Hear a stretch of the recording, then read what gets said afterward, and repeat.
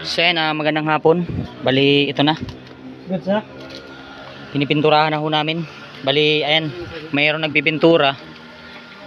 Mayroong nag-welding. Ayan, bali na primer yan ng epoxy primer gray. Yung primer yan na gray dyan mga kumbati. Bali, andun sa bandang likod. Nagtatap coat na siyang kulkarin ng black.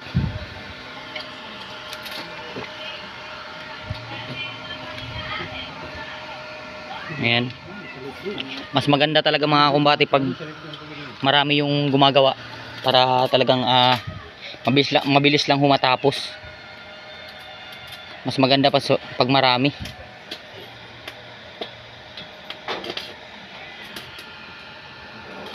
Ayan, bali ginawan ko na lang ng DIY na lock. Ayan. Bali yung ginamit ko dyan na lock, yung 10mm na steel bar, tsaka yung pinanggawa kong yung GI na 1/2. Bali kinatingan ko lang yan, ginawan ko ng butas para magsilbing lock na niya. DIY lang ho yan mga kumbate. Ito na yung bandang part ng harapan. Bali ayan, tinatapkutan na namin ng lamp black. Ayan. Bali ngayon lang to ina-symbol yung gate na to mga kumbate. Bali simple lang naman to ng design, kaya mabilis lang natapos. Ayan. Bali yung brand ng lamp black na to, Triton. Yung namin, yung primer gray, Davis. Ayan, bali binadgetan ko lang ng tagwa 1 liter. 1 liter na black, 1 liter na primer gray. Ay, yung isa din ano, paubos. Ayan, bali malapit na matapos. Natapkutan na ho ng lamp black.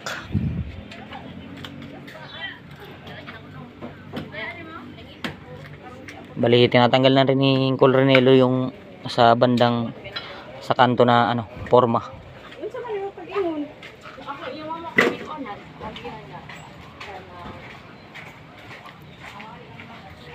Yan, bali paikot na ho yung nakabitan sa part dito. Ayan, tapos na ho dito. Ayan na ho. Mapapansin nyo kung gaano katibay mga kumbate yung pinantugog sa ibabaw.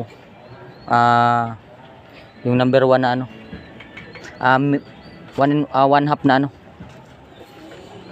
GI pipe, tsaka sa gitna sinusuportahan namin ng tie wire.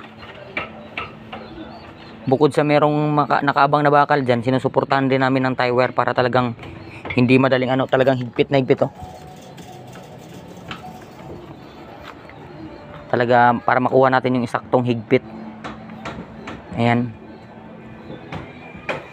Advice ko lang ho mga kumbate sa mga ganitong mga pader, bakod, ika nga, kung mga nagtitipid ho kayo, yung ganitong klaseng bakod yung pinakamaganda. Bakit?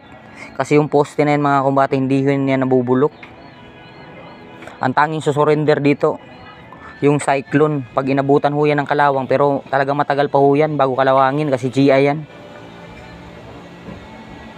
Pag bumigay na ho yung cyclone, pwede yan tanggalin, pero yung poste natin mananatili ho yung nakatayo dahil hindi yun nabubulok. Meron yung dalawang 10mm na steel bar, saka binuhusan natin ng espisong semento. Yung ginawa nating mixing dyan, 3 buhangin, 1 semento, para talagang matigas.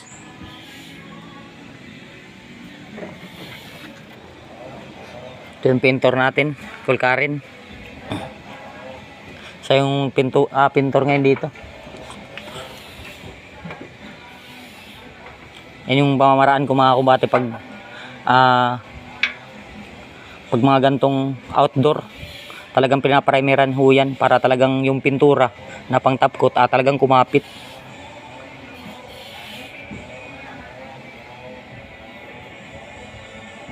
Ayan, naka-primer ho yan. Yung pagpa-primer ho mga kumbate, basta nasa labas yung tipong naiinitan, 15 minutes to 30 minutes pwede tuyo na ho yung primer, pwede na ho yung patungan. Dali lang bilis lang huyang matuyo. Ayun, kagaya nito, brush lang yung gamit namin, maliit lang naman. So hanggang doon lang muna. Maraming salamat.